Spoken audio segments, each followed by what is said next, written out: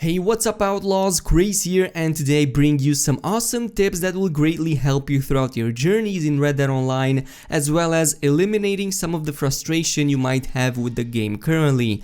Now, some of these might be known to you, some of them might not, but they are the result of 2 weeks of me playing Red Dead Online, and these have helped me tremendously throughout my journeys, removing like 90% of the problems I had with the online. So I hope you're all ready for this, and let's get to it. Coming up first, I know many of you are complaining that every part of the map you load in, there's always a lot of players around you competing with you for the same spots, be it hunting, fishing, or other forms of farming. That is because when you load in Red Dead Online, the game automatically groups you with other players who are also loading in the same area as you. You can verify this by loading literally every region in Red Dead Online, and you'll see that no matter where you load, there's always a ton of players around you spawning in the same general area. But if you want a cool workaround and a way to avoid others, you can simply load in a map region on the opposite side of the world where you want to actually load in and play. So to give you an example, let's say you want to head over in Saint Denis to do some farming, but you don't want to compete with other players for the same spot.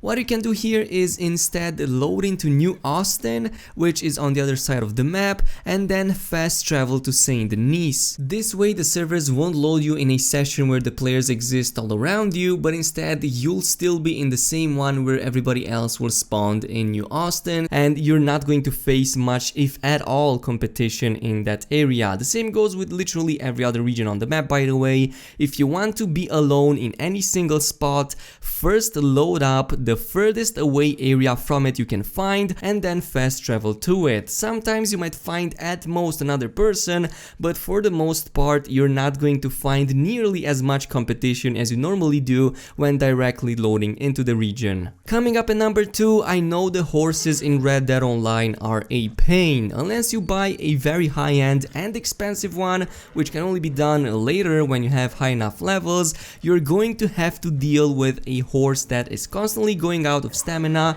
easily gets scared by literally everything, and even more so seems to love planting his face in the closest tree or rock it can find. Well, if you want a true high-end means of transportation, then I suggest you go ahead and grab yourself a 2-seat carriage, specifically the one over in Saint Denis. These are some extremely underrated vehicles, considering that the horse that drags them does not have a stamina bar, which means that it never gets tired. The acceleration and the top speed is also huge, and it can run through almost any obstacle outside of the ones that are permanent without throwing you off. There are 2 versions of this carriage you can get, and both work just fine. Either the one with the roof over it, which also protects you against rain if you want that, either the one without. Personally, I prefer the one without because it looks like a Roman gladiator thingy, so it's pretty cool. Nonetheless, next time you're close to Saint Denis, make sure to go ahead and grab one of these because they are definitely useful. You don't keep it, but for that session is definitely going to be useful to you. At number 3, I have a tip that I think a large portion of the player base could use, and it involves the story missions,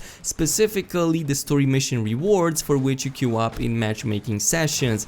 I've seen far too many times people not doing things properly, which made them lose out on huge potential bonuses, including XP and money that they would otherwise get. Basically, every story mission gives you 2 lives for your team in order to complete it. You can see this on the far top right corner of your screen.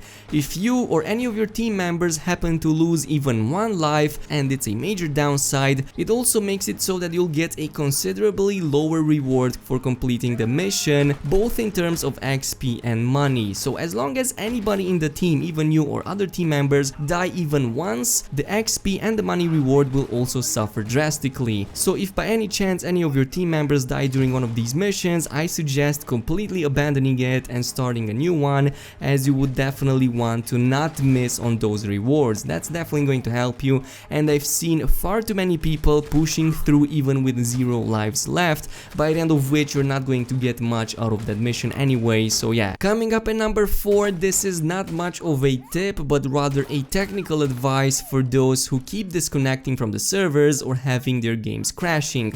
Despite Rockstar Games saying that they have fixed this issue, it seems that this still persists, and at one point I was not able to stand for longer than 5 minutes minutes in-game without either losing connection to the servers or the game outright crashing on me.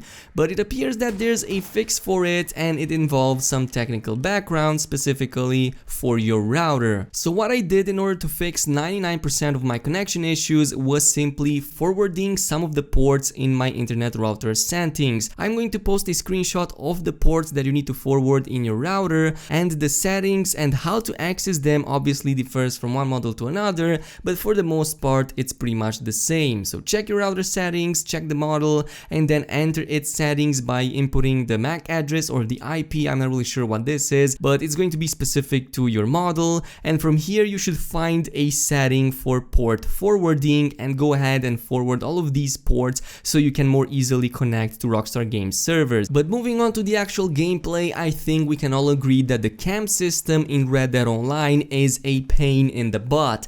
Most of the time I simply don't use it because it's always on the other side of the map, never too close in range for me to access, but at least in terms of cooking food, you'd be pleased to know that your own camp's fireplace is not the only one that you access to cook and craft material. In fact, almost every campfire you can find out in the wild, be it from an NPC camp, a gang hideout, or even in towns, can be accessed just like the one that you own. You can rest by it, the bonus regen will apply to your core stats, and you'll be able to craft stuff and cook your food. And I was able to even find stew pots. You can find them in like big cities. For example, there's one just outside of Blackwater, there's another one near the tents in Valentine, but I believe there has to be more in the other towns and cities as well. Speaking of cooking, by the way, the next tip I have for you guys is to always have cooked meat in your pockets at all times. There's an abundance of meat in Red Dead Online, and simply killing a large animal like a bear or a moose can yield you a lot of big game meat that you can quickly cook, eat, and store for later usage in your bags. I personally recommend big game meat and pork as they provide the largest core regen bonuses, almost full if you eat them at once. Furthermore, I also advise you to combine them with certain herbs for even more powerful effects and yellow reinforcement for your core stats. At number 7, there's an obvious tip I have for you guys, but I still see a lot of players not knowing about this, and it involves achievements, specifically the rewards you get for completing certain achievements and then resetting them again. Normally everything you do in the game is rewarding you in some way, and achievements have some very powerful rewards in this regard. You can get anywhere from hundreds of XP to even gold nuggets for completing certain achievements, like for example headshotting 100 enemies with the bow, which gives you like 500 XP on top of the XP you get along the way. I think it's like 750 in total for all the tiers. Then selling 100 herbs also gives you like a full 2 nuggets, and what you can do is reset these achievements and then do them again, and the rewards will apply to you again as you complete them multiple times. So it's very useful. Once you do a full gold achievement, reset it if you can. You can see the button prompt on the menu screen, and it's something that you always should be doing since you're always playing anyway and completing them in the process. At number 8, this goes for people who tend to fight out in the open or who would like to more easily deal with people attacking them during night time. Unfortunately, if you happen to have a monitor like mine where the blacks are accentuated, this might make spotting people during nighttime quite difficult. A good way to make things easier for you is to simply use Eagle Eye, as this will illuminate your entire image and you will be able to see things much better. While it might sound intuitive enough, you'd be surprised how well this works even outside of hunting. It does not light up the players, but it does bring up that luminosity up. It will make your screen much brighter, and with this you won't have to stick with pitch black in case you're in some of those regions, so at least you'll have a chance against griefers who constantly hide in the shadows.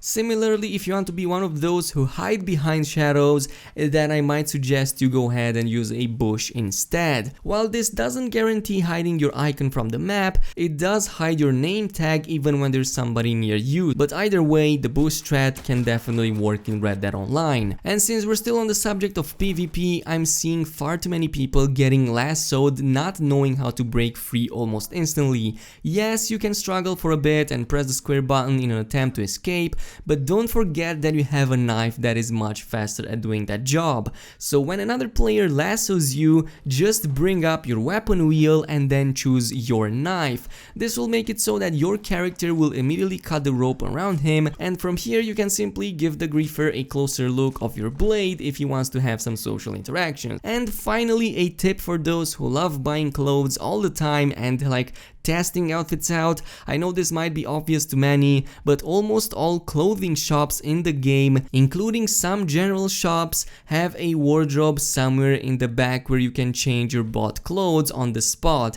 It acts like a wardrobe and it's very similar to one that you have on your camp, so you don't need to go back to your camp at all, and you have access to everything in it, including your bought items and, as usual, setting outfits and storing them on your horse. Do note that not all stores have these features. For example, the one in Valentine does not, or at the very least I was not able to find it, but I know the one in Saint Denis has one, and I believe there is another one that has it as well. But yeah, it's still pretty useful, and all you need to do is simply go in the back and access it using the square button, I believe. But nonetheless, that is all we have for today, folks. I hope you guys enjoyed this video, and if you did, don't forget to comment, thumbs up, and subscribe to the channel for more awesome Red Dead Online content. And yeah, if you have any other suggestions for me or any questions, go ahead and drop them in the comment section. I'll try to answer as many of them as possible. But yeah, I'll see you guys next time, so peace out.